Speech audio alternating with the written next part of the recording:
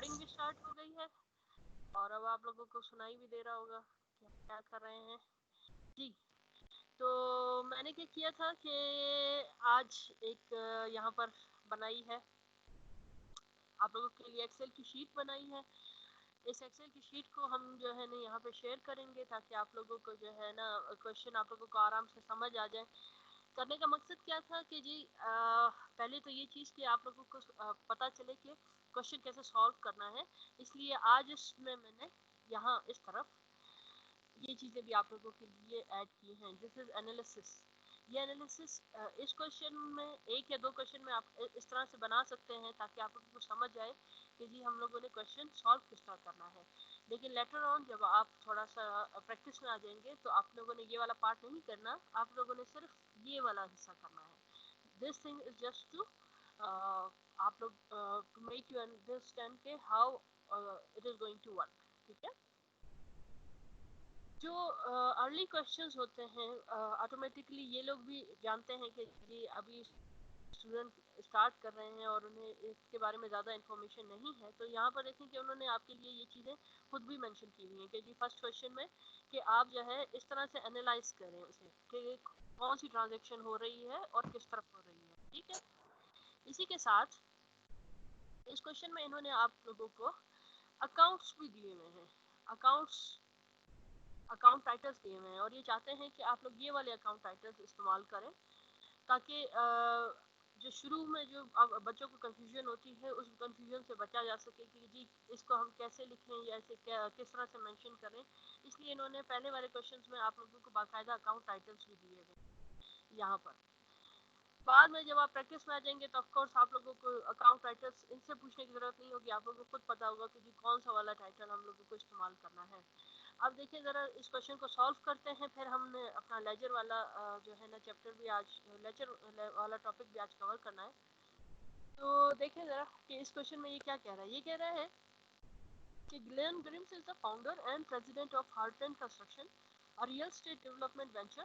The business transaction during February while the company was being organized are listed below.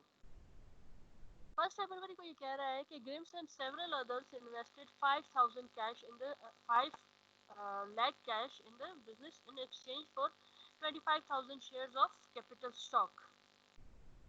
अब जो पहली जब भी कोई बिजनेस स्टार्ट होता है तो जो पहला आपकी ट्रांजैक्शन होती है वो हमेशा क्या होती है कि ऑनर जो है वो बिजनेस में इन्वेस्ट करता है।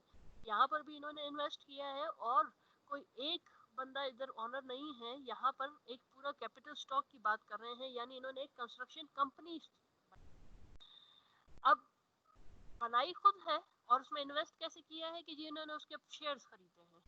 अब कितना शेयर्स खरीदे हैं? 25,000 खरीदे हैं। कितना कैश इन्वेस्ट किया है? 5 लाख इन्वेस्ट किया है। तो 5 लाख कैश तो हमें ऑटोमेटिकली पता है कि डेबिट होगा, एसेट है, डेबिट होगा।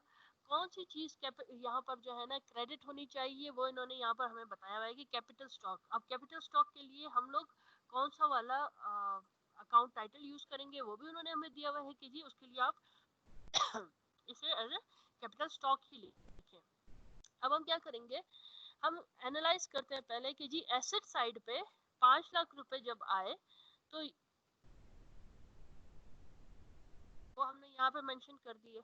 हमें पता है कि ये अकाउंटिंग इक्वेशन है, तो अकाउंटिंग इक्वेशन का मतलब है कि left hand side should be always equal to right hand side.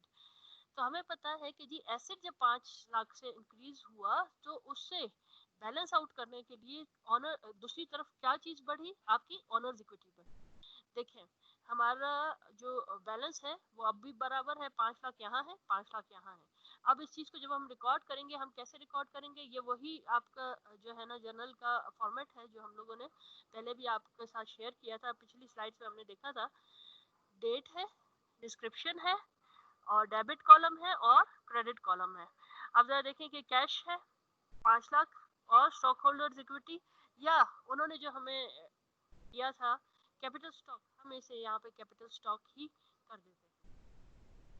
ठीक है, ट्रांजैक्शन हमारी रिकॉर्ड हो गई, 5 लाख डेबिट हुए, 5 लाख क्रेडिट हुए। हम यहाँ नीचे लिख सकते हैं कि जी 25,000 शेयर। डिस्क्रिप्शन है, डिस्क्रिप्शन में हमने कहा इस डिस्क्रिप्शन के लिए कोई एज स्पेसिफिक कोई फॉर्मेट नहीं है, जो भी चीज़ आप यहाँ पे लिखना चाहें वो आप यहाँ लिख सकते हैं। मैंने यहाँ लिखा है कि 25,000 shares were purchased as an initial capital investment. अब जरा देखें सेकंड क्वेश्चन, सेकंड ट्रांजैक्शन की तरफ आ जाते हैं। ट्रांजैक्शन थी वो 10 फरवरी की थी, जिसमें ये कह रहा है कि the company purchased office facilities for 3 lakh, of which 1 lakh was applicable to the land and 2 lakh to the building. A cash payment of 60,000 was made and a note payable was issued for the balance of the purchase price. अब हुआ क्या कि company ने purchase किया है office facilities, कितने की purchase की है? 3 लाख की, जिसमें से 1 लाख जो है वो लैंड का है, 2 लाख जो है वो बिल्डिंग की जो है वैल्यू है। अब कंपनी ने उसके बदले में 6,60,000 रुपए जो है वो कैश पेमेंट किया है, और बकाया के लिए इन्होंने एक नोट पेबल इशू कर दिया है। अब यहाँ पर कोई एक अकाउंट नहीं है, यहाँ पर अगर आप देखेंगे यहाँ 4 अकाउंट हैं जो अफेक्ट हो रहे हैं। पहला अकाउंट कौन सा वाला है? ये लैंड वाला। दूसरा अकाउंट ये बिल्डिंग वाला। तीसरा ये कैश वाला, और चौथा ये नोट पेबल। अब हम यहाँ पर अगर इसे एनालाइज करें तो हमें पता है कि जी दैट वाज 15 फरवरी 10 फरवरी को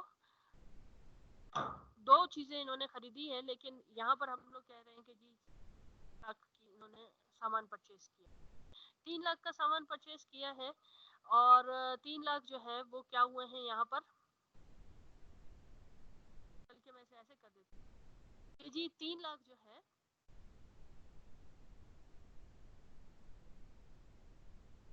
सॉरी 1 लाख जो है वो आपका लैंड का आ गया, 2 लाख जो है वो आपके बैंक के आ गए, और उसके साथ 60,000 रुपए इसने कैश में उसे पेमेंट की है, तो माइनस साइन से शो कर रहे हैं।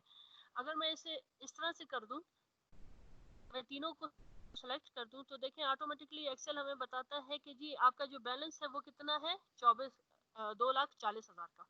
ये एक्सेल का फंक्शन है, ठीक है।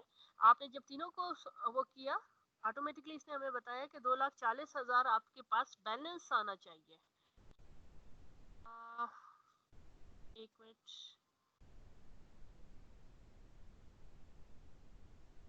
ये नेटवर्क का मसला था। अच्छा सलमान, आई होप कि अभी आप लोग आपको सही नजर आ रहा होगा, सुनाई भी दे रहा होगा जी। 1 लाख 2 लाख हमने कहा कि हमारे पास कितने बच गए हैं, 2,40,000। तो हमें पता है कि 2,40,000 अब हम लोगों ने कैसे यहाँ पे लिखने हैं। इसने हमें खुद बताया कि जी जो बकाया पेमेंट थी उसके लिए इसने क्या किया है, नोट पेबल इशू किया है। तो दिस इज द 2,40,000। दोनों सूरतों में क्या हुआ, यहाँ पर 2,40,000 है और यहाँ पर 2,40,000 है, यानी यहाँ पर जितना बैलेंस है यहाँ पर भी इतना ही आ रहा है। हमारी अकाउंटिंग इक्वेशन का बैलेंस किसी भी तरीके से आगे पीछे नहीं हुआ और एक दूसरे के बराबर चल रहा है। अब जरा हम देखें कि हम जब इस चीज को यहाँ रिकॉर्ड करेंगे जर्नल में, जहाँ हमने एक्चुअली इसको रिकॉर्ड करना है, तो किस तरह से रिकॉर्ड करेंगे। हम कहेंगे कि जी 10 फरवरी की ट्रांजैक्शन है जिसमें हमने लैंड परचेज की है, और ये लैंड की जो प्राइस थी वो कितनी थी, 1 लाख थी, और जो बिल्डिंग की थी प्राइस थी वो 2 लाख थी। बदले में हम लोगों ने कैश,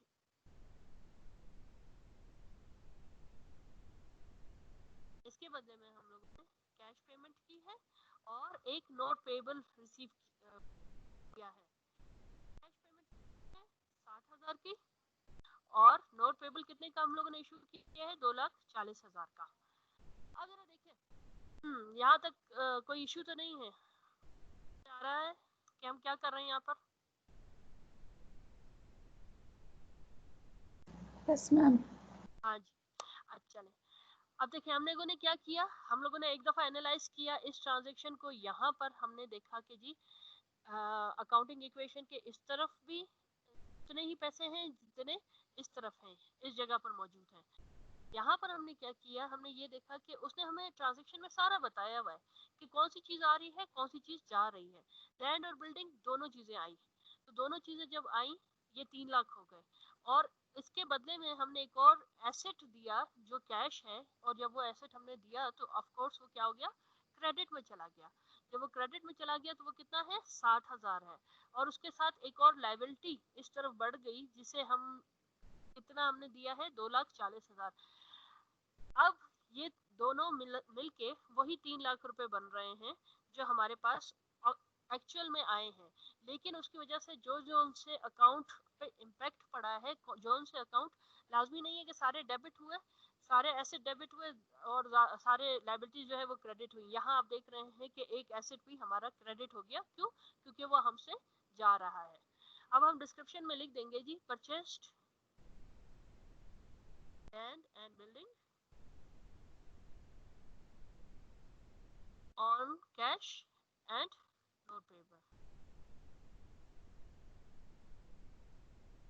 ठीक, अब आ जाते हैं जी तीसरी ट्रांजैक्शन पे। तीसरी ट्रांजैक्शन में ये हमें कह रहा है, 16 फरवरी की ट्रांजैक्शन है, जिसमें ये कह रहा है computer equipment was purchased from PC world for 12,000 cash. Computer equipment हमने खरीदा है पीसी वर्ल्ड से, कितने का, 12,000 का, वो भी किसमें, कैश में खरीदा है। तो कंप्यूटर इक्विपमेंट, कंप्यूटर सिस्टम के लिए भी उन्होंने हमें एक अकाउंट टाइटल दिया हुआ है कि जी कंप्यूटर सिस्टम इसके लिए इस्तेमाल करें। और दूसरा तो हमें पता है कि उसने क्या किया है, कैश में पैसे दिए हैं, तो कैश का अकाउंट टाइटल तो हमारे पास ऑलरेडी मौजूद है। अब कैश अगर एसेट है, उसने दिया है, तो कितना हो जाएगा, वो क्रेडिट हो जाएगा। और कंप्यूटर सिस्टम एक एसेट है जो हमारे पास आया है, तो वो डेबिट होना चाहिए। अब कितने का इसने परचेज किया है, 12,000 कैश का। हम अगर यहाँ इसको एनालाइज करें, ये ट्रांजैक्शन थी 16 फरवरी की, तो इसमें कितने, 12,000 इसके पास कंप्यूटर इक्विपमेंट के ऐड हुए, और वही 12,000 कैश की सूरत में इससे माइनस हो गए। तो अगर हम देखें तो 12 इंटू 12, यहाँ पे सम क्या है, 0। इसका मतलब है कि इस तरफ एसेट की तरफ जो भी तब्दीली आई वो उन्होंने आपस में ही बैलेंस कर दिया। तो अकाउंटिंग इक्वेशन की दूसरी तरफ कोई भी चीज आने की जरूरत अब नहीं है, क्योंकि ये ऑटोमेटिकली खुद ही यहाँ पर बैलेंस आउट हो गए हैं। जो बैलेंस इनका इस अकाउंटिंग इक्वेशन का ऊपर से चल रहा है, इस ट्रांजैक्शन ने उस पर कोई इम्पैक्ट नहीं डाला है। अब हम जब इसे यहाँ रिकॉर्ड करेंगे, हम कहेंगे कि 16 फरवरी को हमने क्या किया है, हमने कंप्यूटर सिस्टम परचेज किया है और उसकी जगह हमने कैश पे आउट किया है। हमारे पास 12,000 की ये थी और 12,000 ये था। डिस्क्रिप्शन में लिखिए,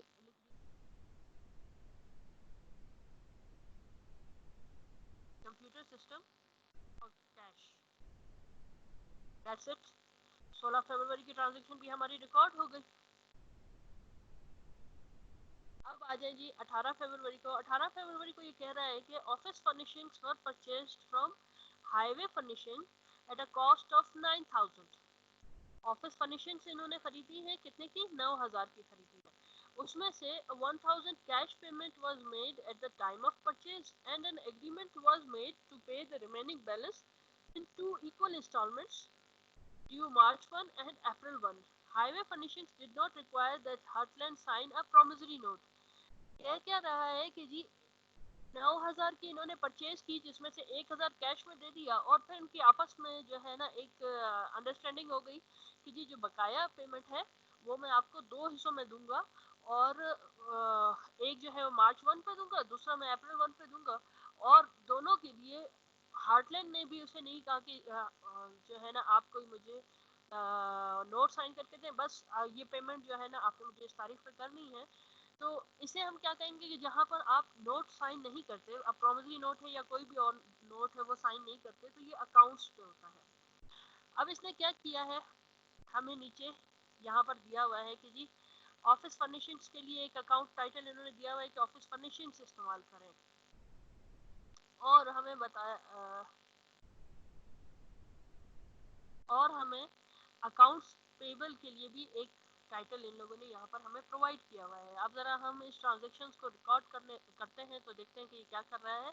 पहले पहल तो बात ये कि इसने ऑफिस फर्निशिंग खरीदी है। कितने की खरीदी है? ऑफिस फर्निशिंग इसने परचेज की है 9,000 की, जो हमारे पास ऐड हो रही है। ठीक है? और दूसरा इसने क्या किया है जी, 1,000 इसने कैश कर दिया है। तो अगर हम इससे देखें तो हमें पता है कि ये कितनी अमाउंट हमारे पास बच रही है, 8,000 की। जो 8,000 की अमाउंट है वो इसकी क्या है, लाइबिलिटी है, अकाउंट पेएबल है। तो वो 8,000 कहाँ पे आ जाएगा, यहाँ पर आ जाएगा। ठीक है? अकाउंटिंग इक्वेशन का बैलेंस अपनी जगह पे मौजूद रहा। अब हम जब इसे रिकॉर्ड करेंगे यहाँ पे तो हम कहेंगे कि जी 2 फरवरी को इसने परचेज किया है ऑफिस फर्निशिंग्स, और उस ऑफिस फर्निशिंग्स के बदले में इसने कैश दिया है, और बकाया इसने किस पे दिया है, अकाउंट पेएबल पे लिया है। अब कौन सी तारीख को पेएबल है वो यहाँ पर हमें लिखने की जरूरत नहीं है, हम सिर्फ यहाँ पे मेंशन परचेज किया है। हमें पता है कि 9,000 का इसने परचेज किया था, 1,000 इसने कैश पेमेंट कर दिया, और बकाया 8,000 इसके जो है वो अकाउंट्स पे चले गए। देखें 8,000 और 1,000 9,000, और ये 9,000, यानी debit transaction is equal to credit transaction. अब हम यहाँ डिस्क्रिप्शन में लिख सकते हैं कि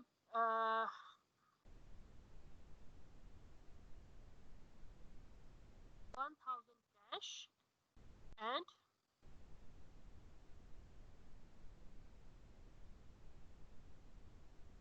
account payable into into instalments. अब ये मेरी मर्जी कि मैंने इसे यहाँ पर मेंशन कर दिया, मैं ना चाहूँ तो मैं इसे मेंशन यहाँ पर ना करूँ कि जी कब मैंने इसे वापस पे करना है। लेकिन अगर आपने अपने रिकॉर्ड के लिए लिखना है तो आप इधर लिख सकते हैं कि जी ये ड्यू कब होगा। पहला जो है वो 1 मार्च को ड्यू होगा, और सेकंड जो है वो 1 अप्रैल को ड्यू होगा। वो आप यहाँ पर मेंशन कर सकते हैं इस ट्रांजेक्शन की डिस्क्रिप्शन में। फिर चले जी 22 फरवरी की ट्रांजेक्शन है। ये कह रहा है कि office supplies were purchase from office world for 300 cash. Office supplies इन्होंने परचेज किए हैं ऑफिस वर्ल्ड से, कितने का, 300 कैश में। कैश अब इसने दिया है वो तो हमें ऑटोमेटिकली पता है।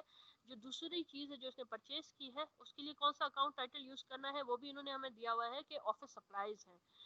तो जब हम इसकी यहाँ पर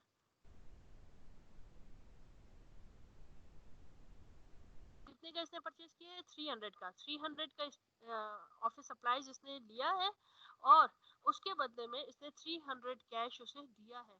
यानी 300 माइनस 300। अब ये ऐसी ही ट्रांजेक्शन है जो यहाँ पर हुई थी, यानी एक एसेट गया दूसरा एसेट आया।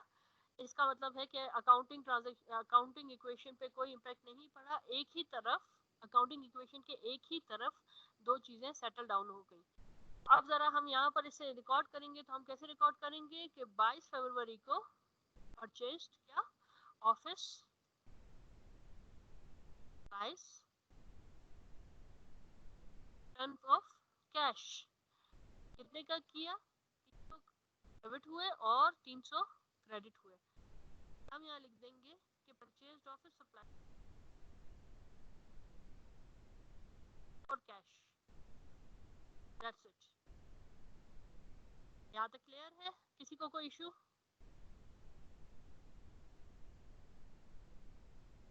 No ma'am. और आप, क्योंकि अब हम ऑनलाइन ही काम कर रहे हैं तो आप लोगों को आई होप कि आप लोगों को भी एक्सेल यूज करना साथ में आ जाएगा। जिस तरह से हम बना रहे हैं इस तरह आप लोग भी साथ में सीखें, क्योंकि आगे भी आप लोगों को काम आएगा असाइनमेंट्स वगैरह बनाने में। उसके लिए भी ना आगे आप लोगों के जितने भी 3 साल हैं उसमें आप ये बहुत ज़्यादा हेल्प आउट करेगा। ओके जी, February 23 है। ये कह रहा है कि heartland discovered that it paid too much for a computer printer purchased on February 16। The unit should have cost only $359, but Heartland was charged $395. PC World promise to refund the difference within 7 days. ये कह रहा है कि जी हम लोगों ने जो purchase किया था 16 फरवरी को, 16 फरवरी को इसने क्या कंप्यूटर इक्विपमेंट परचेज किया था पीसी वर्ल्ड से 12,000 में। अब उसी कंप्यूटर इक्विपमेंट में एक और चीज भी शामिल थी जो था कंप्यूटर प्रिंटर। ये जो इसने परचेज किया इसकी कॉस्ट इसको 395 लगाई गई थी, जबकि असल में इसने रियलाइज किया कि उसकी कॉस्ट कितनी होनी चाहिए, 359 होनी चाहिए। तो इसने क्या किया जी, इसने पीसी वर्ल्ड से कांटेक्ट किया और उन्होंने कहा कि जी जो भी ये डिफरेंस है वो हम आपको वापस कर देंगे। तो 395 कितना हो गया, कितने का डिफरेंस है, 36 का। 36 का डिफरेंस है जो इन्होंने हमें वापस करना है। तो ये जो वापस करना है 36, हम जब इसे यहाँ पर एनालाइज अगर करें तो ये कौन सी तारीख का है, 23 का जी। 36 यहाँ से होने चाहिए माइनस किसमें से, आपके कंप्यूटर सिस्टम की जो टोटल कॉस्ट है 12, यहाँ पर 12,000, उसमें से 36 अब माइनस हो जाएंगे। तो अब वो 36 यहाँ पर बैलेंस किस तरह होंगे, हम उसे एज एन अकाउंट रिसीवेबल लिख लेंगे, क्योंकि उसने हमसे वादा किया कि जी विद इन 7 डेज मैं आपको आपकी ये कीमत वापस कर दूंगा। तो ये 36 माइनस इस से, और ये 36 एज एन अकाउंट रिसीवेबल हमारे पास शो होंगे। अकाउंटिंग इक्वेशन के इस तरफ कोई भी फर्क नहीं पड़ा, क्योंकि ये दोनों बैलेंस आउट हो रहे हैं एक ही तरफ और इक्वल अमाउंट में। अगर हम यहाँ पे इसे रिकॉर्ड करें कि 3 फरवरी को इसने अपने पास अकाउंट रिसीवेबल जो है वो हमारा एसेट है, उस दिन भी हम बात कर रहे थे, पेबल जो भी है वो हमारी लायबिलिटीज है। और माइनस किस में से हो रहा है, सिस्टम से।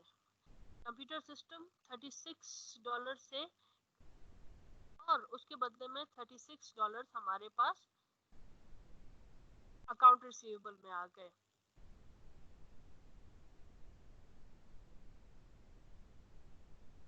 Got actual difference of printed receivable इन,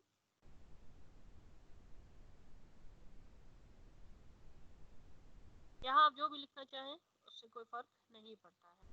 अब जरा देखें जी 27 फरवरी की, ये कह रहे हैं कि meld hi fi furnishings the first instalment due on the account payable for office furnishings purchased on February 18। हमें पता है कि जी 18 फरवरी को इसने क्या किया था, इसने फर्निशिंग्स खरीदी थी 9,000 की, इसमें से 1,000 इसने दे दिया था और बकाया 8,000 इसके ड्यू थे। एक जो है इसने 1 मार्च को देना था एक इंस्टॉलमेंट, दूसरी इंस्टॉलमेंट इसने देनी थी 1 अप्रैल को 4,000 की। तो ये कह रहा है कि 27 फरवरी को इसने अपने पास से भिजवा दिए पैसे किसे, हाईवे फर्निशिंग्स को, जो इसकी पहली इंस्टॉलमेंट थी। तो पहली इंस्टॉलमेंट जो इसने दे, अब अगर देखें कि इसने ये इंस्टॉलमेंट दी है तो वो इंस्टॉलमेंट हमारे हम पे इम्पैक्ट कैसे डालेगी। कैश इसने दिया 4,000 का, 4,000 कैश यहाँ से क्या हो गया जी, माइनस हो गया। अब ये 4,000 कैश यहाँ से माइनस हुआ है, तो अकाउंटिंग इक्वेशन के इस तरफ कुछ ऐसा होना चाहिए जो इस 4,000 कैश को शो करे। अब देखें कि हमारी क्या थी, लाइबिलिटी थी अकाउंट पेबल की 8,000 की। अब जब 4,000 हमने उसे दे दिए तो 4,000 इसमें से क्या होने चाहिए, ऑटोमेटिकली माइनस होने चाहिए, ताकि यहाँ पर भी ये बैलेंस कायम रहे अकाउंटिंग इक्वेशन का। अब जब हम इसे अपने पास रिकॉर्ड करेंगे, कैसे रिकॉर्ड करेंगे, 2 फरवरी को ये कहेगा कि मेरा अकाउंट पेबल जो था अब वो 4,000 से, और उसके बदले में मैंने कैश दिया है, तो मेरा कैश क्या हो गया है, क्रेडिट हो गया है। अकाउंट पेबल हमारी लायबिलिटी, तो यहाँ पर आप देखें कि वो क्या था, क्रेडिट हुआ था। अब जब वो कम हो रही है तो क्या हो रही है, डेबिट हो रही है। कितने से कम हो रही है, 4,000 से, और उसके बदले में हम लोगों ने कैश दिया है कितना, 4।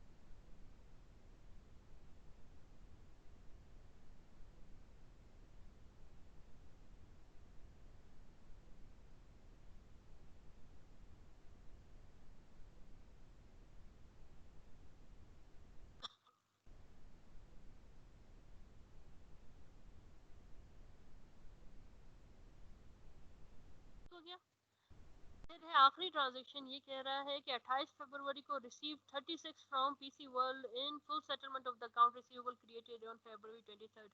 28 फरवरी को पीसी वर्ल्ड ने हमें हमारे जो $36 उसके ऊपर रहते थे, जो उसने हमसे ज़्यादा चार्ज किए थे, वो उसने हमें वापस कर दिए। तो इसका मतलब है 36 हमारे पास जो है क्या हुआ, वापस आ गया कैश।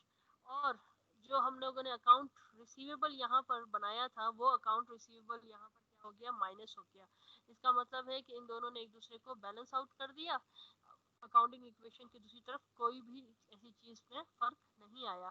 हम इसे अपने पास रिकॉर्ड कैसे करेंगे कि 2 फरवरी को कैश हमें मिला है, और दूसरा हमारा अकाउंट रिसीवेबल जो कि हमारा एक एसेट था, अब हमें मिल गया है, तो वो कम हो गया है से 36 इंटू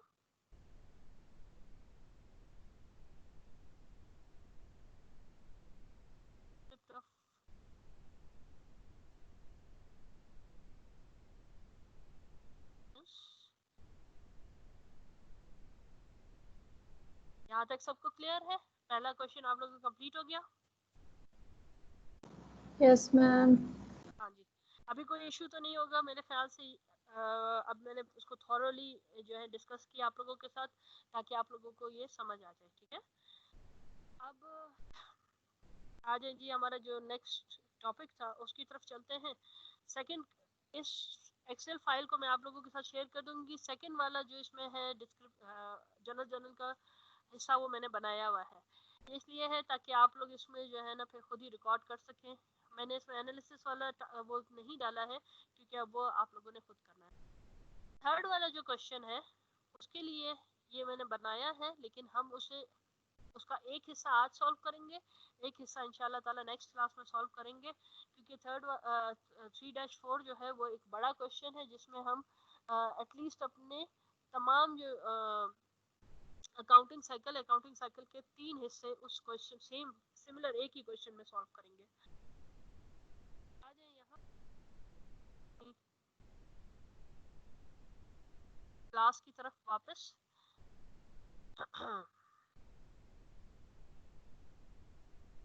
यहाँ पर हमने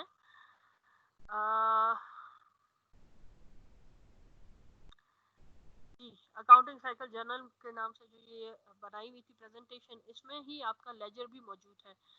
चलिए अभी लेजर की तरफ चलते हैं कि वहाँ पर लेजर क्या करता है।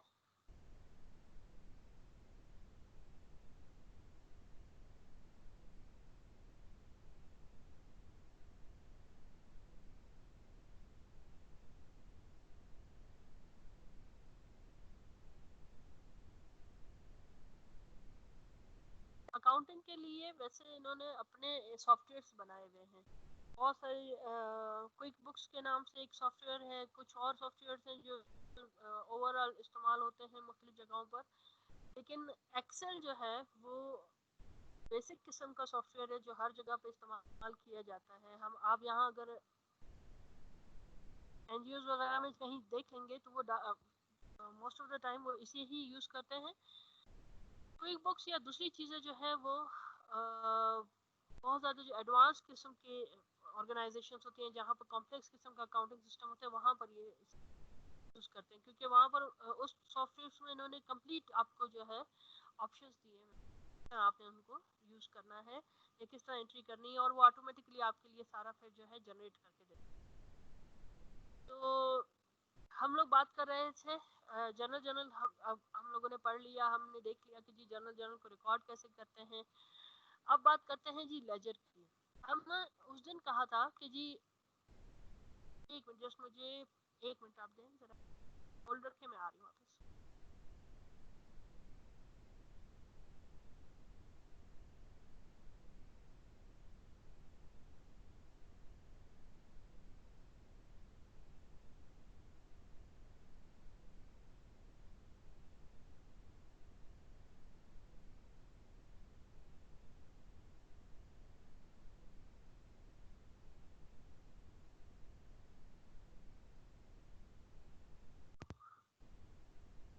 जी, तो हम बात कर रहे थे जनरल जनरल की। जनरल जनरल के बाद अब हम लेजर की बात कर रहे हैं। हमने उस दिन बताया था कि through out the accounting period जो दो टूल्स आप यूज करते हैं अपने किसी भी अकाउंटिंग ट्रांजैक्शन को रिकॉर्ड करने के लिए, उसमें एक जनरल जर्नल है, दूसरा आपका जनरल लेजर है।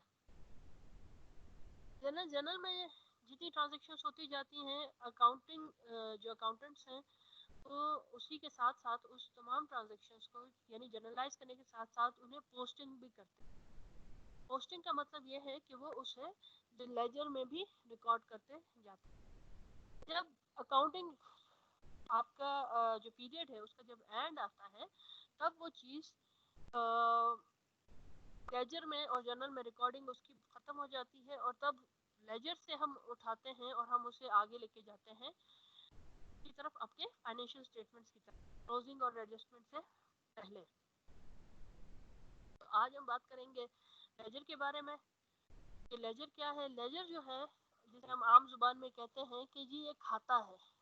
ये खाता किस लिए इस्तेमाल होता है कि अब हम जब देख रहे थे कि हम जनरल में जब काम कर रहे थे तो वहां पर सारी चीजें एब्रप्टली आप एक दूसरे के साथ मिक्स हुई थी, यानी जो भी ट्रांजेक्शन हो रही थी, जैसे अगर हम लोग यहाँ पर दोबारा एक दफा देखें तो आपको यहाँ नजर आएगा कि ये जितनी भी ट्रांजेक्शन हो रही हैं वो सारी की सारी एक ही जगह पे है। भले वो लैंड है, बिल्डिंग है, कैश है, नोट पेबल है, ये सारी की सारी ट्रांजेक्शंस जो है एक ही जगह पे आ रही हैं, यानी इनके दरमियान में कोई भी कैपिटलाइजेशन नहीं, कोई भी ऐसा चीज नहीं कि कैश की ट्रांजेक्शन है तो वो सारी कैश की ट्रांजेक्शन है वो एक ही जगह पे रिकॉर्ड, और बिल्डिंग की ट्रांजेक्शन है तो वो सारी बिल्डिंग की ट्रांजेक्शन है वो एक ही जगह रिकॉर्ड हो रही है। हर चीज एक दूसरे में मिक्सअप हुई हुई है। अब अगर लेजर ना होता तो हम क्या करते हैं कि जी जब भी हमें मुझे पता करना होता कि जी मेरा कैश अकाउंट जो है उसमें कितना बैलेंस मौजूद है, तो मुझे सारी ट्रांजेक्शन्स को देखना पड़ता। मैं ये देखती कि जी पहले मेरे पास 5 लाख रुपए कैश आया था, फिर उसके साथ मैंने 60,000 रुपए दे दिए थे, तो 5 लाख डेबिट हुआ, 60,000 क्रेडिट हुआ, इसका मतलब है कि मेरे पास 4,40,000 बच गए थे। फिर उसमें से मैंने 12,000 और दिए, तो इसका मतलब है कि मेरे पास पीछे 4,28,000 रुपए बच गए। फिर मैंने उसमें से 1,000 और दिए, यानी 4,27,000 रुपए बच गए। फिर मैंने 4,000 रुपए और दिए, इसका मतलब है कि मेरे पास 4,24,000 बच गए। यानी अगर ये सारा तरीका ये हम लोग सिर्फ जनरल के ही बेसिस पे रखते, तो ये एक एक चीज का बैलेंस मालूम करने के लिए हमें बार बार इन्हें खोलना पड़ता। और भले हम लोग साल के आखिर में होते, हम लोग 1 जनवरी की ट्रांजेक्शन और 2 जनवरी की ट्रांजेक्शन चेक कर रहे होते कि जी हमारा कितना कैश आया, कितना गया, कौन सा अकाउंट हमारे किससे डेबिट हुआ, कौन सा अकाउंट हमारा किससे क्रेडिट हुआ। तो ये सारा काम जो है बहुत ज्यादा हेक्टिक हो जाता, और इसके अंदर बहुत ज्यादा ना सिर्फ टाइम लगता बल्कि बहुत ज्यादा हम लोगों को जरूरत पड़ती कि जी हमारा आधे से ज्यादा टाइम इसी के अंदर वेस्ट हो जाता, और हमें अलग से बंदों को हायर करना पड़ता जो इन ट्रांजेक्शन्स को अपने पास रिकॉर्ड कर सके। इसीलिए इस चीज से बचने के लिए कि आपने जर्नल में अपने पास एक इनिशियल रिकॉर्ड तो लिख दिया, लेकिन आपको इसके बाद मजीद इसको जो है बार बार ना खोल के देखना पड़े, आप उसके लिए आपके लिए क्या बनाया गया जी, आपके लिए लेजर बनाया गया। अब लेजर में क्या होता है कि जितनी भी ट्रांजेक्शन यहाँ पे जिस तारीख को जो ट्रांजेक्शन होती है उसी तारीख को वो ट्रांजेक्शन मूव करती है कहाँ पर, लेजर में भी रिकॉर्ड होती है अकाउंटिंग का। अब लेजर का फायदा क्या है कि जी आपको बार बार एक जगह पे जनरल जनरल खोल के वहां पर आपको किसी भी अकाउंट को ऊपर से नीचे तक चेक करने की जरूरत नहीं है।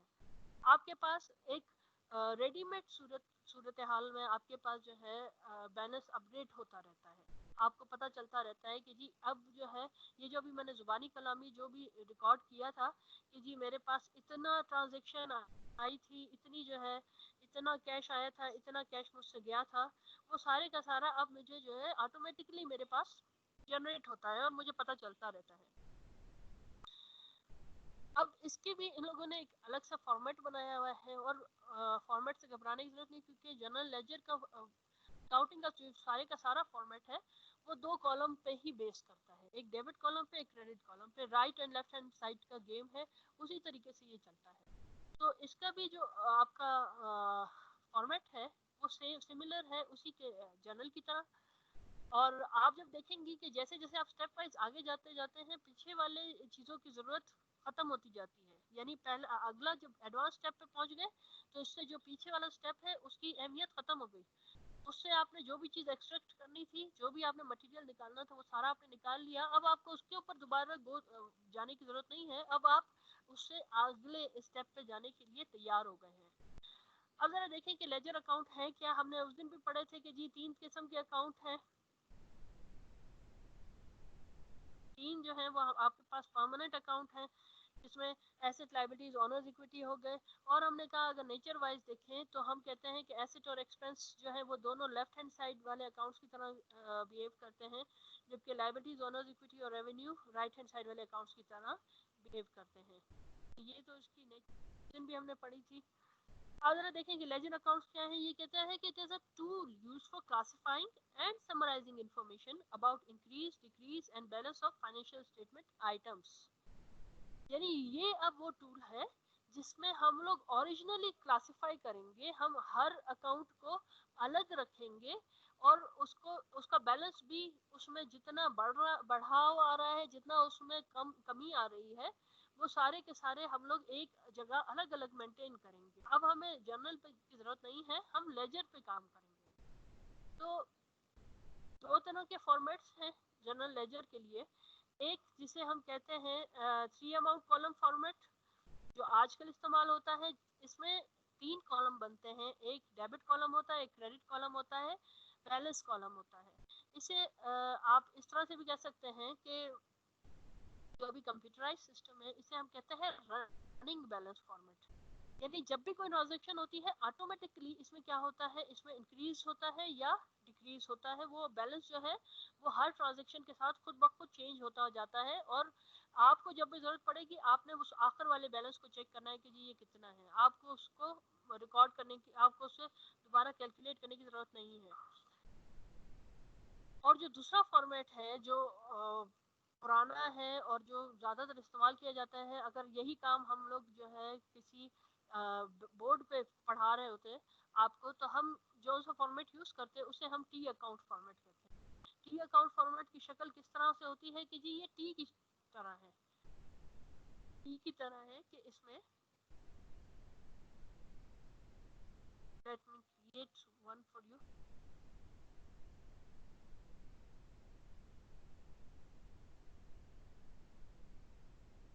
ये अकाउंट कुछ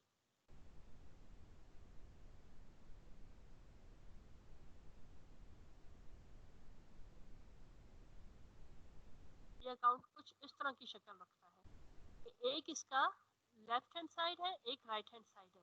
यहाँ पर हम सिर्फ क्या करते हैं, ये जो ऊपर वाला हिस्सा है इसे हम अकाउंट टाइटल के लिए यूज करते हैं कि अकाउंट का जो भी नाम है वो हम यहाँ पे लिखते हैं। लेट्स सपोज कि हम कैश अकाउंट बना रहे हैं, तो कैश अकाउंट यहाँ पर आ गया। यहाँ पर जितनी भी अमाउंट होगी वो आएगी कि जी 5 लाख डेबिट हुआ था अभी पिछले वाली एग्जाम्पल में, और यहाँ पर उसके साथ हम लोग उसकी डेट डाल देते हैं कि जी 1 फरवरी को 5 लाख डेबिट क्या किया था। लेट्स सपोज इसने जो है ना पेमेंट की थी, जी पेमेंट की थी, कितने 60,000 पेमेंट की थी, और उसके बदले में बदले में लैंड और बिल्डिंग के लिए इसने पेमेंट की। तो वो ट्रांजेक्शन 10 फरवरी की थी। तो जो फॉर्मेट, इस फॉर्मेट में सिर्फ क्या होता है कि जी एक तरफ डेट लिखी जाती है, दूसरी तरफ भी डेट लिखी जाती है। ये डेबिट ट्रांजैक्शन की डेट है, ये क्रेडिट ट्रांजैक्शन की डेट है, और जितनी अमाउंट है वो यहाँ पर इसके साथ साथ लिखी जाती है। एट द एंड जब अकाउंटिंग पीरियड हमारा खत्म होता है, हम ये देखते हैं कि जी डेबिट साइड ज्यादा है, तो क्रेडिट साइड वाला जो बैलेंस है, जो बैलेंस ज्यादा है उसमें से कम वाले बैलेंस को माइनस करके उसके नीचे हम उसका बैलेंस लिख देते हैं। लेट्स सपोज कि मैं यहाँ पर क्लोजिंग कर रही हूँ, मैं देखूंगी कि जी वाला जो बैलेंस है 5 लाख है, और इसमें से माइनस हो रहा है कौन सा वाला बैलेंस, ये वाला, क्योंकि वो कम है। तो हमारे पास जो बैलेंस बचा है वो कितना है, 4,40,000 का है। और यही वो बैलेंस है, लेट्स सपोज कि ये जो है 28 को हम लोग, यही बैलेंस है जब अगला नेक्स्ट हमारा आएगा मार्च स्टार्ट होगा तो हम क्या करेंगे, हम लिखेंगे कि जी फर्स्ट मार्च का जो बैलेंस है अब वो क्या है, 4,40,000 है, ये वाला।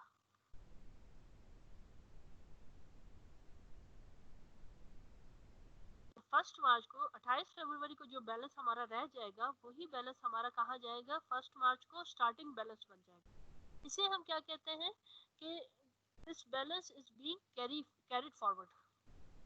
इसे अगर आप लोगों ने अकाउंटिंग किसी ने पढ़ी है पहले इंटर में, तो आप लोगों को पता होगा कि कुछ बैलेंसेस सीएफ होते हैं, कैरी फॉरवर्ड होते हैं, और जब वो यहाँ पर आते हैं उसे हम बीएफ कहते हैं, यानी ब्रॉड फॉरवर्ड। ये वाला एफ है कैरी फॉरवर्ड, और ये वाला बीएफ है यानी ब्रॉड फॉरवर्ड। लेकिन क्योंकि ये इसमें थोड़ा सा कंफ्यूजन होता है, और ऑनेस्टली मेरे लिए भी कंफ्यूजन है, तो मैं इससे सिंपल सा जब भी पढ़ाती हूँ मैं बच्चों को ये कहती हूँ कि जी आपने सिर्फ ये देखना है कि कौन सा बैलेंस, किस अकाउंट का बैलेंस हम लोग निकाल रहे हैं। अगर वो एसेट है तो एसेट का बैलेंस हमेशा डेबिट साइड पे होता है। अगर वो लायबिलिटीज है या ओनर्स इक्विटी है, उसका बैलेंस हमेशा क्रेडिट साइड पे होता है। आप लोगों को मेरी आवाज आ रही है ना? ऐसा तो नहीं कि फिर पिछली दफा की तरह आवाज नहीं आ रही? Yes ma'am. हाँ यस मैम, आ रही है। चलिए ठीक है, थैंक यू बेटा। तो जो भी एसेट होंगे हमेशा, एसेट है या एक्सपेंसेस हैं, उनका बैलेंस हमेशा इस साइड पे आएगा, डेबिट साइड पे आएगा। और जो भी हमारे पास लायबिलिटीज है, ऑनर्स इक्विटी है या रेवेन्यू है, उनका बैलेंस हमेशा क्रेडिट बैलेंस होता है या इस साइड पे आता है। जब भी आप देखेंगे, अब जैसे हमने क्या किया कि डेबिट साइड को माइनस किया क्रेडिट साइड से और डेबिट बैलेंस निकाला, क्योंकि हमें पता था कि कैश इज एन एसेट। अगर यहाँ रेवेन्यू होता तो हम क्रेडिट साइड में से माइनस करते डेबिट साइड को, हम उसका बैलेंस यहाँ पे निकालते, और वो बैलेंस जो है क्रेडिट बैलेंस होता और वो कैरी फॉरवर्ड होता। तो ये कॉन्सेप्ट है बिहाइंड कैरी फॉरवर्ड और ब्रॉड फॉरवर्ड वाला, जो आम हालत पे आपको जो है ना टीचर सिखाते हैं कि भाई बैलेंस है उसके दरमियान में क्या फर्क है, वो उस तरह से मुझसे नहीं होता। तो मैं जो है ना सिंपल आपको कह रही हूँ कि जी जो ज्यादा हो जिस तरफ, बेसिक मैथमेटिक्स का रूल, जो जिस तरफ ज्यादा होगा उस कम वाले को उसमें से माइनस कर दें और उस बैलेंस को आगे ले जाए। जिस तरफ बैलेंस फिर बचे, भले वो डेबिट साइड पे क्रेडिट साइड पे, वही बैलेंस आगे जाके उसी साइड पे दोबारा मेंशन होगा। यहाँ पे ये डेबिट बैलेंस था, इसीलिए यहाँ आकर भी वो डेबिट पे ही मेंशन हुआ। मैम वो नेक्स्ट अकाउंटिंग साइकिल पे उधर मेंशन होगा। हाँ जी, जब नेक्स्ट अकाउंटिंग साइकिल आएगी वहां पर ये ओपनिंग बैलेंस होगा। Yes ma'am. ओके, जरा आ जाए यहाँ पर।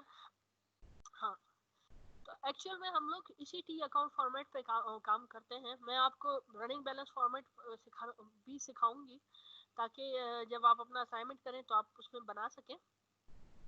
साथ साथ मैं एक्सेल पे आपको इसीलिए करवा रही हूँ कि अगर आप लोग याद कर सकें तो आप लोगों को फिर आसानी रहेगी उसमें।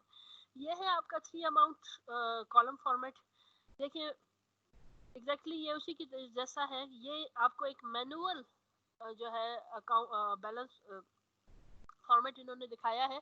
जब कंप्यूटराइज्ड होता है तो वो थोड़ा सा ज़्यादा एडवांस है, वहाँ अगर आप फॉर्मूला डाल दें तो आपको बैलेंस खुद निकालने की जरूरत नहीं है। ये इन्होंने आपको मैनुअल दिखाया है कि जी डेट यहाँ पे डाल दें, डिस्क्रिप्शन डाल दें, और पेज रेफरेंस दे दें, डेबिट है क्रेडिट है और बैलेंस है। यानी डेबिट हो रहा है क्रेडिट हो रहा है जो भी है, पीछे वाला जो बैलेंस होगा आप उसमें से माइनस करके उसे यहाँ पे लिखेंगे। लेकिन जब आप कंप्यूटराइज्ड करते हैं तो आप सिर्फ क्या करते हो, आप डिस्क्रिप्शन डालते हो, डेट डिस्क्रिप्शन डालते हो, डेबिट अमाउंट डालते हो या क्रेडिट अमाउंट डालते हो, बैलेंस ऑटोमेटिकली अपडेट होता जाता है। वो भी मैं अभी आपको करके दिखाऊंगी कि किस तरह से वो अपडेट हो रहा है। टी अकाउंट फॉर्मेट हम लोगों ने देख लिया। अब यहाँ पर जी मैम मैम नादिया ने जैसे कहा ना कि रेवेन्यू और एक्सपेंसेस अगले साइकिल में जाएगा ना, तो आपने नहीं कहा था कि रेवेन्यू एक्सपेंसेस जब एक साइकिल से ज़ीरो होता है तो दूसरे आखिर तक वो ज़ीरो हो जाता है और अगले नेक्स्ट साइकिल तक वो नहीं पहुंचता, क्योंकि ये टेम्परेरी अकाउंट है। नहीं, नादिया ने ये नहीं कहा कि वो जो है अगले अकाउंट में जाएगा रेवेन्यू एक्सपेंसेस। उसने ये कहा कि जो परमानेंट जो अकाउंट है उसका बैलेंस जब जाता है तो वो अगले अकाउंटिंग पीरियड में स्टार्टिंग में आता है, तो मैंने उसके लिए उसको यस कहा। जो आपके रेवेन्यू और एक्सपेंसेस है ना बेटा, वो जीरो आउट हो जाते हैं। और अभी जब हम लोग क्वेश्चन सॉल्व करेंगे, जो यानी जैसे आप ग्रेजुअली आगे बढ़ेंगे, आप देखेंगे कि रेवेन्यू और एक्सपेंसेस एक अकाउंटिंग पीरियड में चल रहे हैं, अकाउंटिंग पीरियड के एंड में वो जीरो हो गए। नेक्स्ट अकाउंटिंग पीरियड में उसका दोबारा बैलेंस जीरो से स्टार्ट होता है, लेकिन जो आपके लायबिलिटीज हैं, ऑनर्स इक्विटी है या आपके एसेट्स हैं, वो कैरी फॉरवर्ड होते हैं नेक्स्ट अकाउंटिंग पीरियड में, ठीक है, क्योंकि वो परमानेंट अकाउंट है। अब जरा देखिए कि वही चीज जो हम लोग, जी जी, कोई क्वेश्चन है?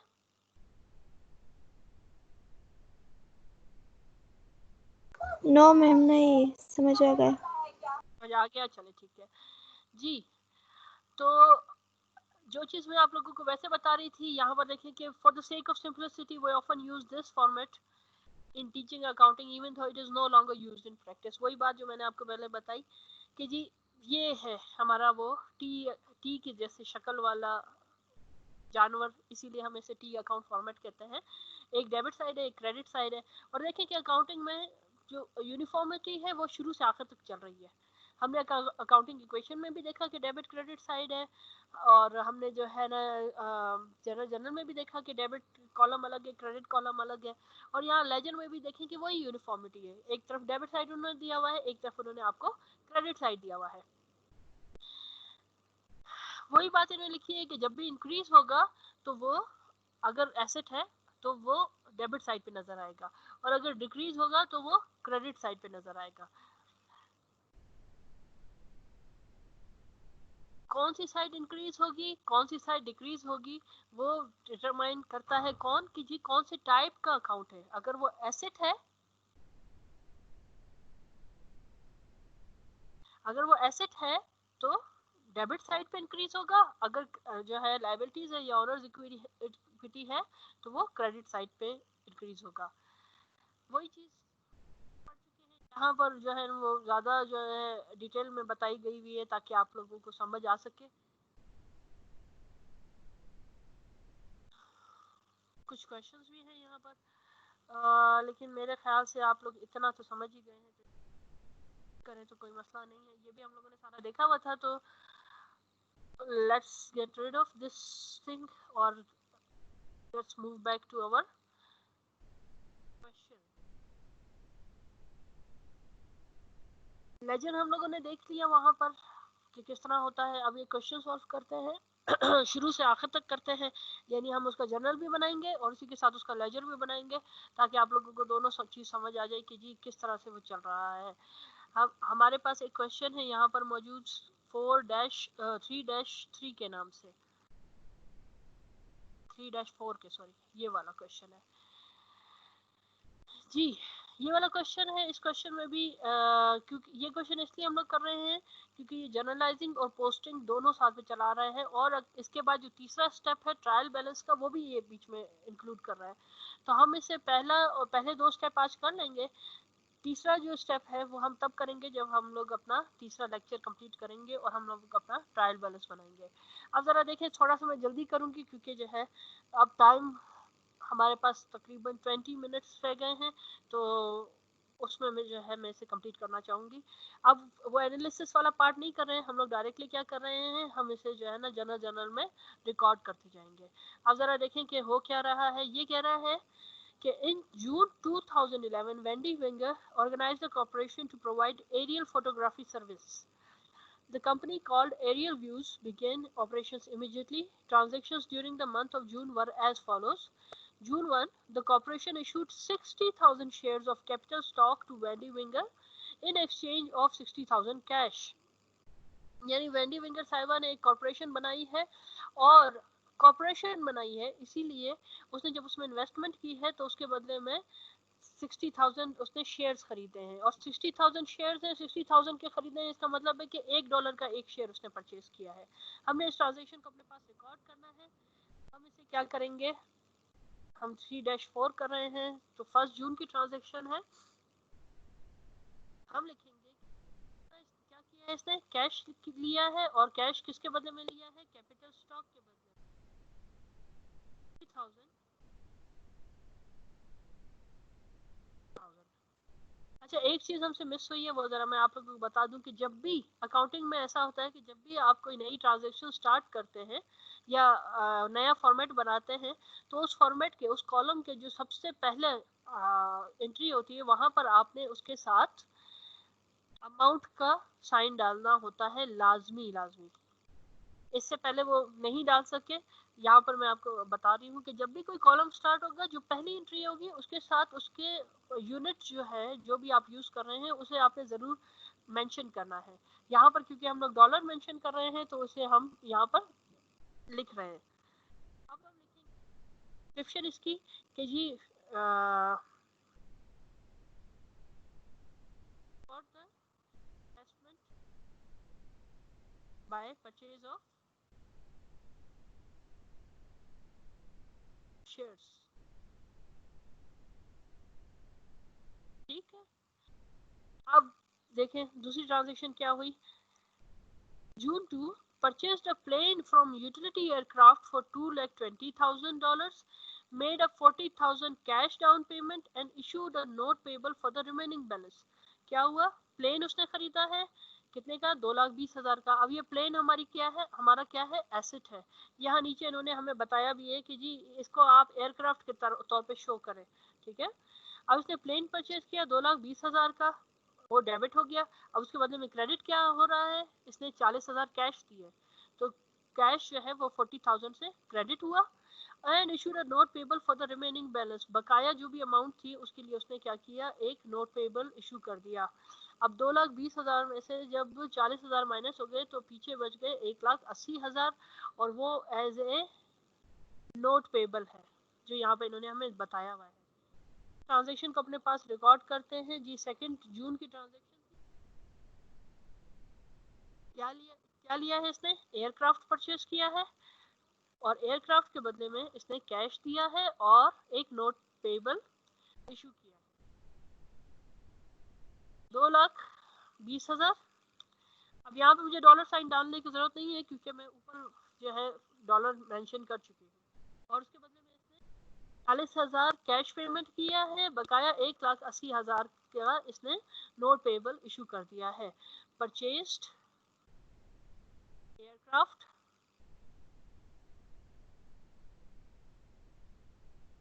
for 40,000 cash and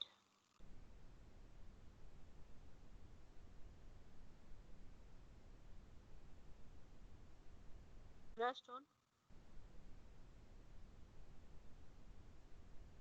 टेबल की स्पेलिंग गलत हो गई, लेकिन I am not going to write, time कम है। अच्छा अगले पे चलते हैं। जून 4 को इसने paid Woodrow airport $2,500 to rent office and hangar space for the month. क्या किया है इसने, वुडरो एयरपोर्ट को 2,500 रुपए दिए हैं, कैसे, ऑफिस स्पेस और हैंगर स्पेस यूज करने के लिए। अब ये रेंट है, rent is not an asset. Rent क्या होता है सना, रेंट क्या होता है बेटा? मैम मैं बताऊं, हाँ जी बताए। एक्सपेंस। एक्सपेंस होता है, रेंट जो है वो एक्सपेंस है, क्योंकि अब ये हमारे एसेट में शामिल नहीं हो रहा। ठीक है, हम किसी और की चीजें जो हम इस्तेमाल कर रहे हैं, यहाँ पे इन्होंने हमें मेंशन भी किया हुआ है कि जी रेंट के लिए कौन सा वाला आपने इस्तेमाल करना है, अकाउंट आइटम रेंट एक्सपेंस इस्तेमाल करना है।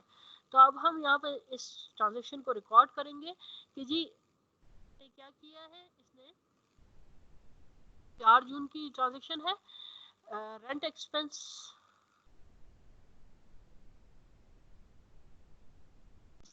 दिया है कितना, और किस में दिया है जी, इसने उसे cash payment paid rent expense for office.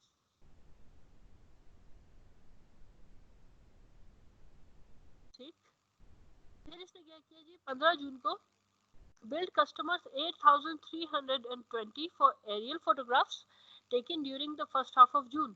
यानी 15 जून को इसने क्या किया कि 15 जून तक जितने भी कस्टमर्स को इसने अपनी सर्विसेज प्रोवाइड की थी, इसने उनसे कैश में पेमेंट नहीं की है, इसने उन्हें क्या किया है, कस्टमर्स को बिल भेजा है। यानी अब 15 जून को ये उसे एज ए अपने पास एज ए रेवेन्यू रिकॉर्ड कर रही है और कस्टमर्स को उसका बिल भेज रही है। तो इन्होंने नीचे हमें बताया हुआ है कि जी जब आपने इस रेवेन्यू को अपने पास रिकॉर्ड करना है तो आपने इसको क्या नाम देना है, एरियल फोटोग्राफी रेवेन्यू। और जो आपने बिल आपको रिसीव होने वाले हैं, आप उसे एज ए अपने पास क्या लिखें, अकाउंट रिसीवेबल लिखें। हो सकता है अगर आप चाहें तो आप इसे मोर स्पेसिफिकली भी आप इसे यूज कर सकते हैं। आप इसे कह सकते हैं कि जी ये बिल रिसीवेबल है। तो मैं इसे अपने पास लिखूं कि जी 15 जून को इसने क्या किया, अकाउंट रिसीवेबल इसका बन गया कितना, 8,320 का। किस मद में बना, photography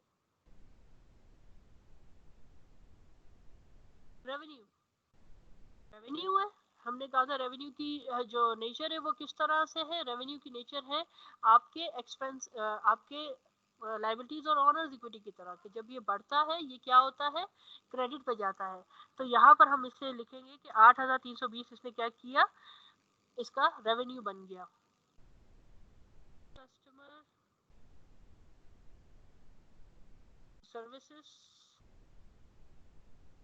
rendered during first half।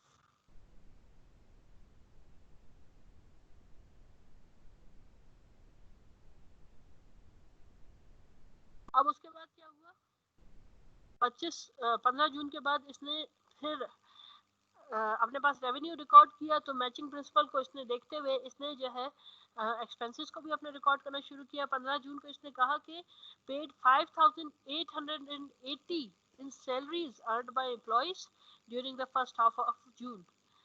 Salaries जो है these are also expenses, because आप अपने एम्प्लॉइज को ओन नहीं करते। ऑन आप उनको करते हैं जो वो चीजें ऑन करते हैं जिसके लिए आपने कोई पेमेंट की है, जिसकी कोई प्राइस मुकर्रर है। आपके एम्प्लॉइज की कोई प्राइस नहीं है, they just provide you with their services and for you they are an expense.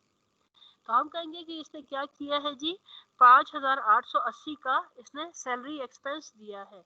तो सैलरी एक्सपेंस हम अपने पास रिकॉर्ड करेंगे कि 15 जून को सैलरी एक्सपेंस इसने पे आउट किया है।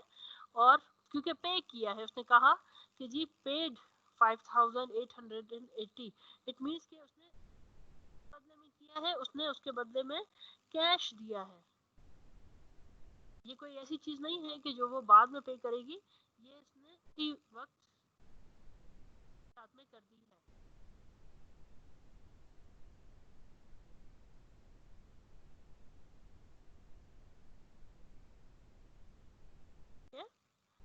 फिर क्या किया,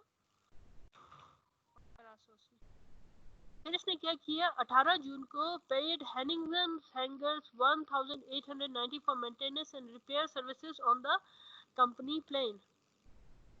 18 जून को इसने 1890 की पेमेंट की है, किसको, जी हैनिंगन को की है। किस लिए कि इनका जो अपना एयरक्राफ्ट था उसके ऊपर जितना भी मेंटेनेंस एंड रिपेयर किया है उसके लिए।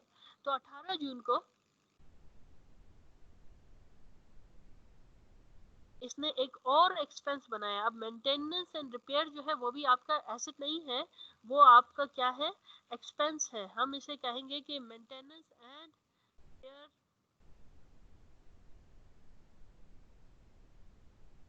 पेमेंट इसने कितना की है, कैश में की है, 1890 की।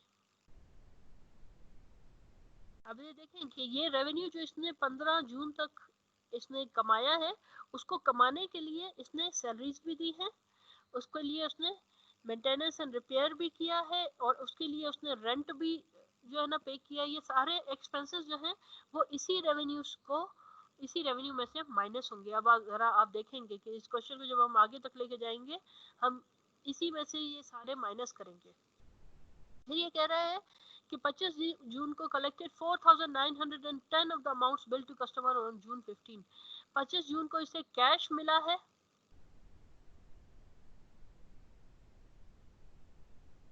कितने का 4900 कहाँ गया 4010 से मिला है कि जी जो इसे अकाउंट रिसीवेबल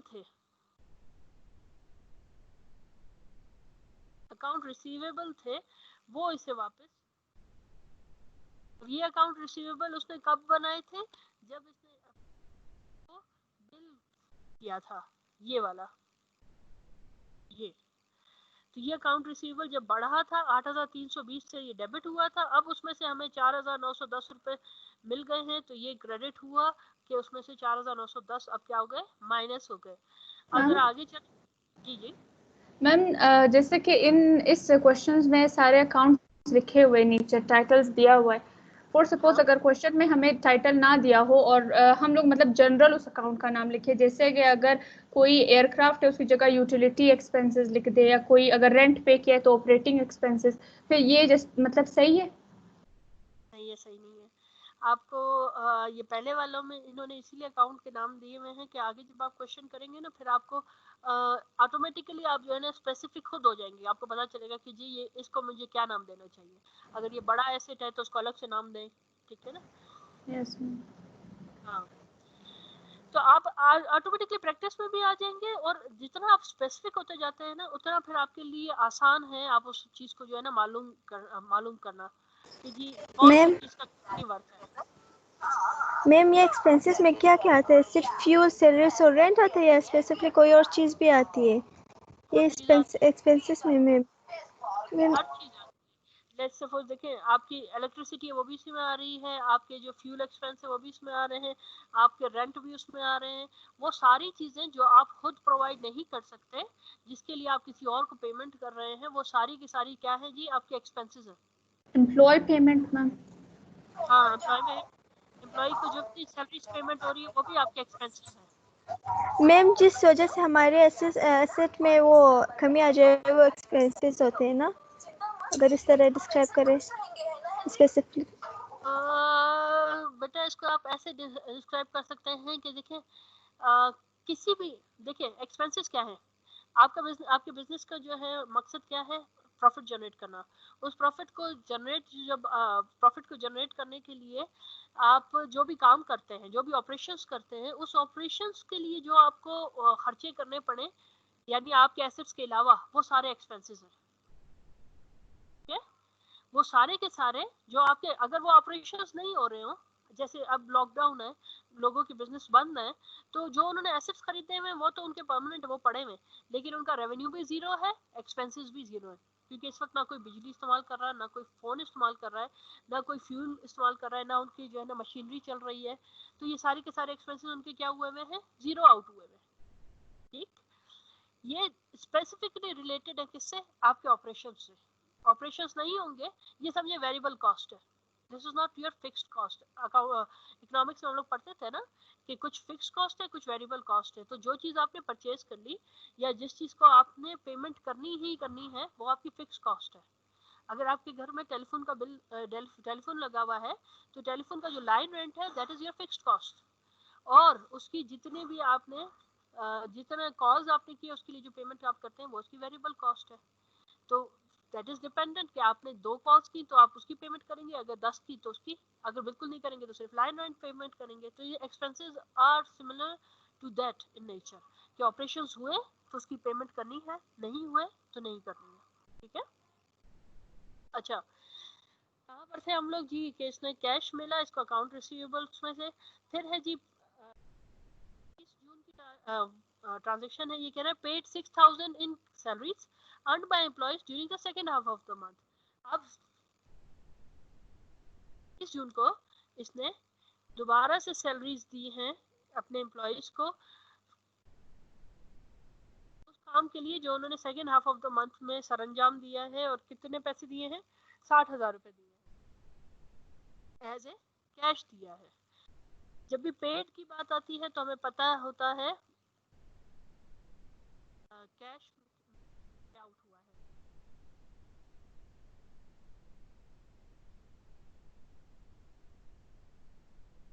यहाँ पेड का जिक्र ना हो तो उसका मतलब है कि ये अकाउंट्स पे है।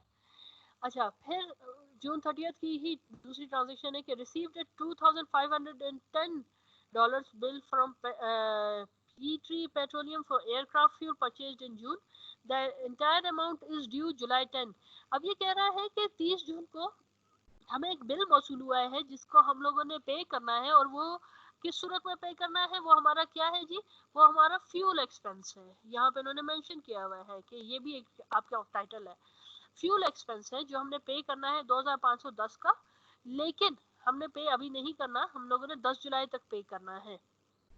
तो हम इसे अपने पास कैसे इसे रिकॉर्ड करेंगे, हम कहेंगे कि जी इस जून को हमें फ्यूल एक्सपेंस है हमारा है किससे 2510 से, और क्योंकि हम अभी पे नहीं कर रहे हैं और ये हमारी लाइबिलिटी है जिसको हमने पे करना है 10 दिन के अंदर अंदर, तो ये क्या है हमारा अकाउंट पेबल है। और लाइबिलिटी जब भी बढ़ती है वो क्या होती है, क्रेडिट होती है। हम इसे लिख लेंगे fuel purchased for the month payable. फिर आखिरी ट्रांजेक्शन है कि declared 2000 dividend payable on July 15। अब जो है ये अपने जितने भी इसके स्टॉक होल्डर्स हैं, जो यहाँ पर सिर्फ एक ही बंदी है वेंडी, उसे ये क्या कर रहा है, उसके लिए अपने प्रॉफिट का एक हिस्सा मुकर्रर कर रहा है कि जी $2000 एज ए डिविडेंड हम उसे देंगे। और हमने कहा था कि जब भी ऑनर जो है वो अपने इस्तेमाल के लिए पैसे निकालता है जिसे हम विड्रॉल कहते हैं, या कॉर्पोरेशन अपने शेयर होल्डर्स को प्रॉफिट का हिस्सा देती है जिसे डिविडेंड कहते हैं, ये दोनों हमारे क्या है जी, एक्सपेंस है। क्योंकि डिविडेंड बहुत बड़ा एक्सपेंस है इसीलिए हम लोग इसे एक अलग नाम देते हैं और इसे बकाया एक्सपेंसेस से अलग शो करते हैं। तो अब जरा जब मैं इसे रिकॉर्ड करूंगी अपने पास, मैं इसे क्या कहूंगी, डिविडेंड, सिर्फ डिविडेंड लिख दिया, डिविडेंड एक्सपेंस लिखो आपकी मर्जी, सिर्फ डिविडेंड लिखो तब भी आपकी मर्जी। यहाँ पे देखिए इन्होंने डिविडेंड्स लिखा हुआ है, उसका फर्क नहीं पड़ता। आप इसे 2000 डिविडेंड है, हमने डिक्लेयर किया है, अभी तक पेमेंट नहीं की। अगर इसने कहा होता कि हमने अभी पेमेंट कर दी तो हम इसे यहाँ पे कैश लिखते, लेकिन क्योंकि तो ये क्या है, डिविडेंड पेएबल है। और यहाँ पर इन्होंने आपके लिए यहाँ पर मेंशन भी किया हुआ है कि ये डिविडेंड पेएबल है 2000 का, और नीचे हम लिख देंगे कि these are dividend declared payable on 15 July. Dividend से जब भी हम लोग बात करते हैं हमें ये चीज पता होती है कि जी उसकी डिक्लेरेशन की डेट अलग होती है और पेमेंट की डेट अलग होती है। जब आप आगे कॉर्पोरेशंस वाले क्वेश्चंस करेंगे तो वहां आपको पता चलेगा। यहाँ तक हमारा जनरल इसका पूरा हो गया है, लेकिन हमारा जो मेन वो था कंसर्न था कि जी हम इसके साथ जो है बनाएंगे क्या, लेजर बनाएंगे। तो अब जरा देखते हैं कि लेजर है क्या। मैं एक क्विक फॉर्मेट लेजर का यहाँ पर बनाती हूँ आप लोगों के लिए।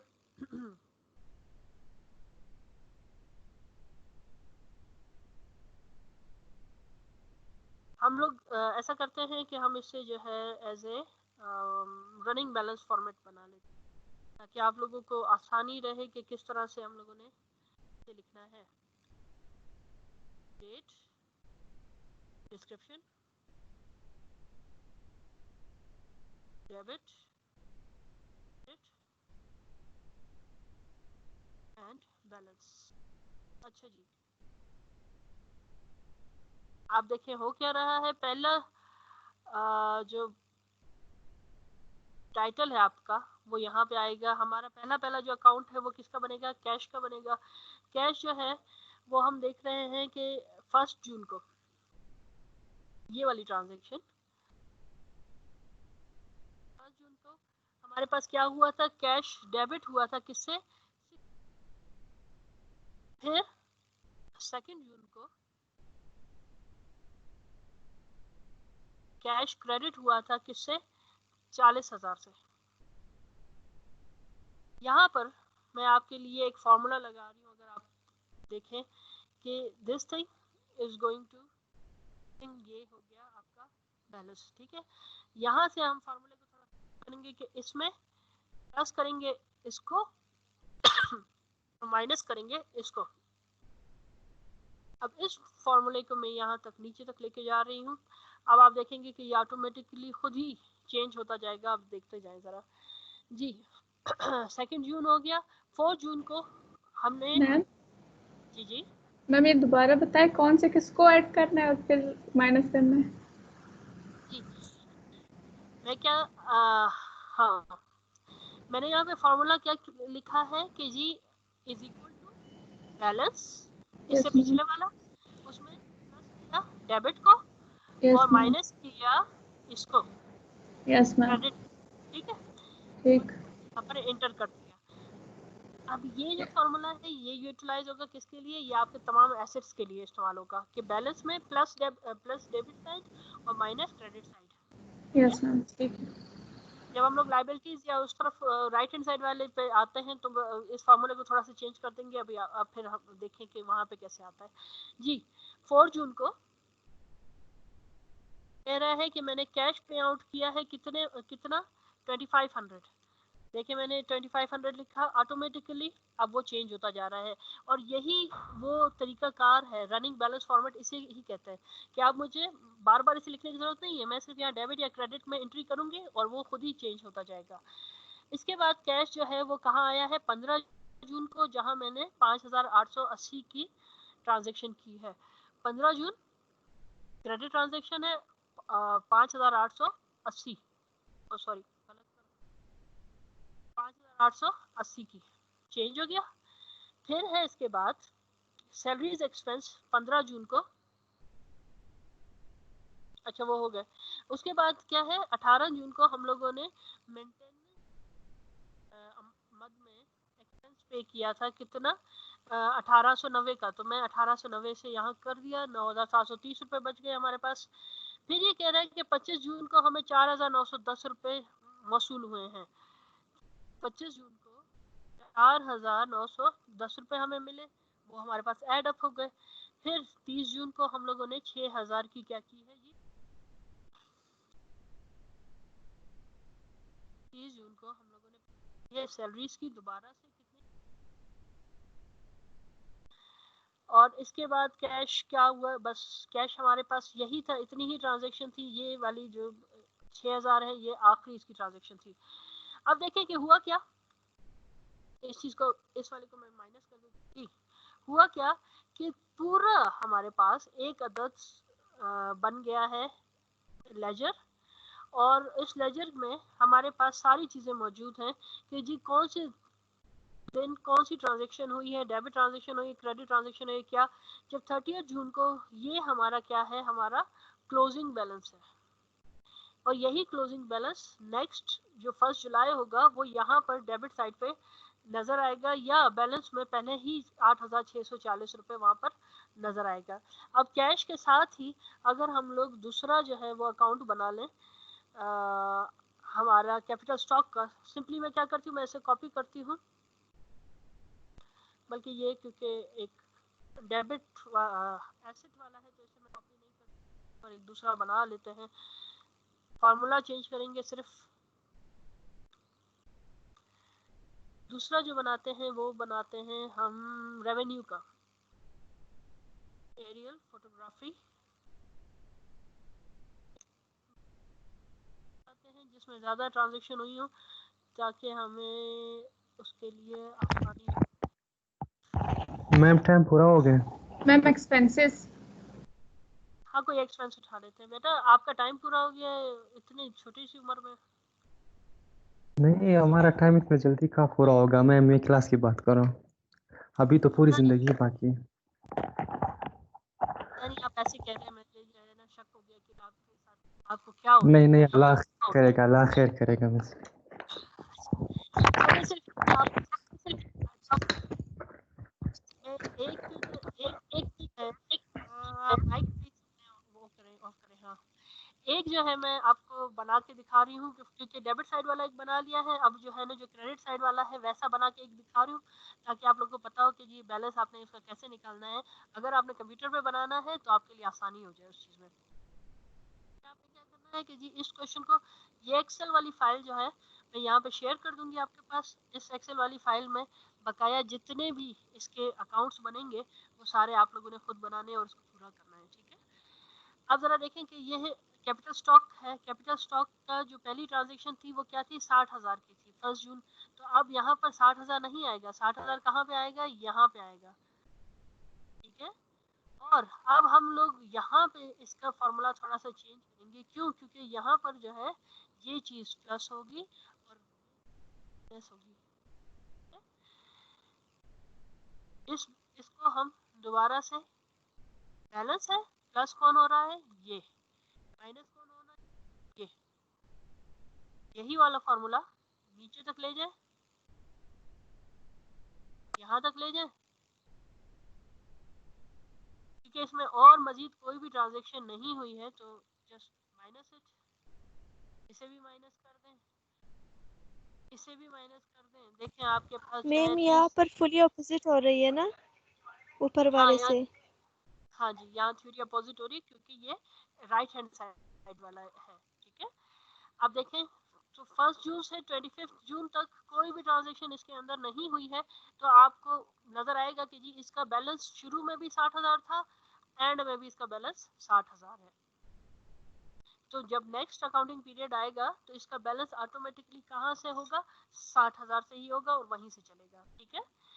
अब बकाया लेजर आप लोग खुद बना सकते हैं, इसके अंदर फॉर्मूला लगा हुआ है। अगर आप लोग चाहें तो इसी चीज को कॉपी कर लेंगे, ये फॉर्मूला लगा हुआ है, चेंज उसमें कोई गड़बड़ ना चाहिएगा, इसी चीज को कॉपी कर लेना। अगर ये दोबारा से लेट्स सपोज एयरक्राफ्ट का बना रहे हैं, इसी को कॉपी करके यहाँ नीचे ले जाइएगा, पेस्ट करना, नाम चेंज कर लेना कि जी ये ठीक है, और बकाया जितनी भी ट्रांजेक्शन है उसको इसके माइनस कर देना। सिर्फ यहाँ पर कौन सी वाली ट्रांजेक्शन आपने लिखनी है जो हुई है, कितने का हमने एयरक्राफ्ट लिया था, 2,20,000 का, इसके अलावा इसमें और कोई ट्रांजेक्शन नहीं हुई थी, तो इस सारी चीज़ों को माइनस कर देना। ये ले आपका बैलेंस जो है वो ऑटोमेटिकली आपको नीचे तक नजर आएगा कि 30 जून को उसका बैलेंस कितना है, 2,20,000 है, बल्कि ये 22,000, ठीक है। Yes ma'am. हाँ, तो ये आप लोगों के लिए थोड़ा सा उसमें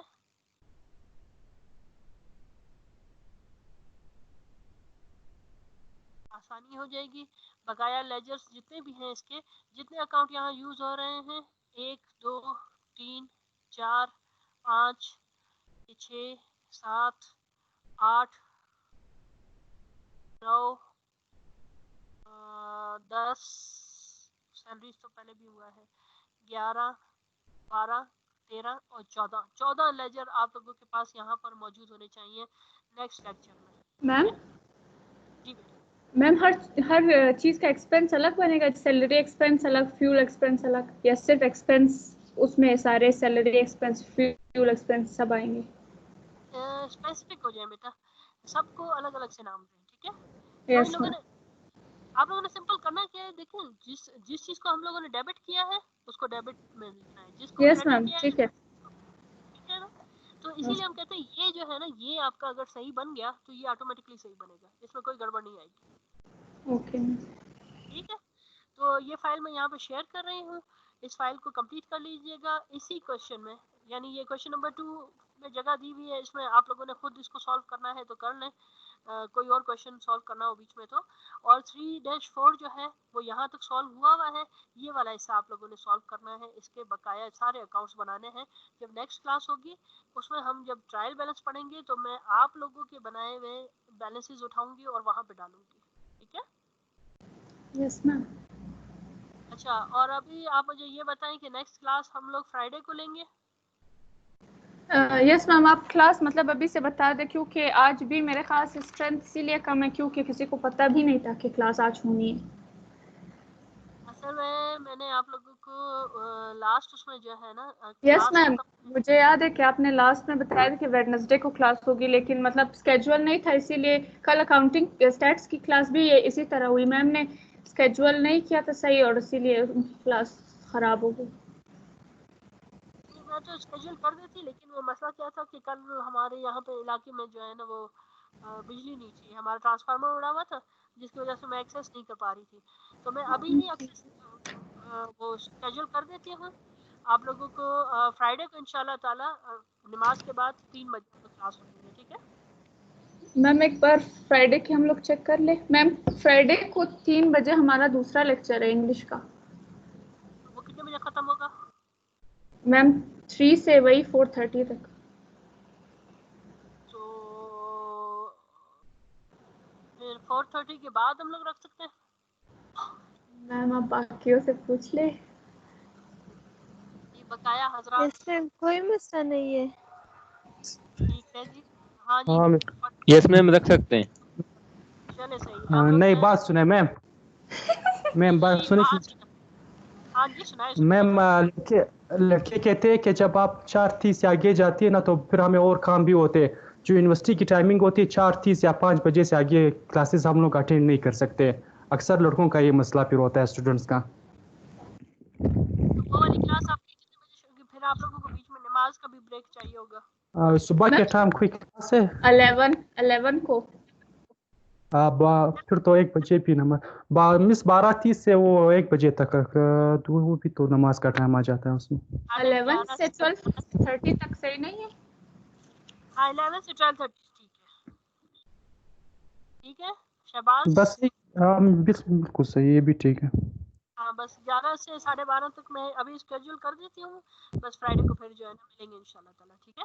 इंशाल्लाह अगर जिंदगी रही तो, अगर हमारा टाइम ओके पूरा मैम। ना हुआ। अल्लाह हाफिज। हाँ इंशाल्लाह किसी का भी पूरा नहीं होगा, बेफिक्र हो बस तो आपने कहा कि टाइम पूरा हो गया, मैं सोचा कि अभी तो जिंदगी बाकी है, मैम ने इतनी जल्दी मेरा काम वो करवा दिया।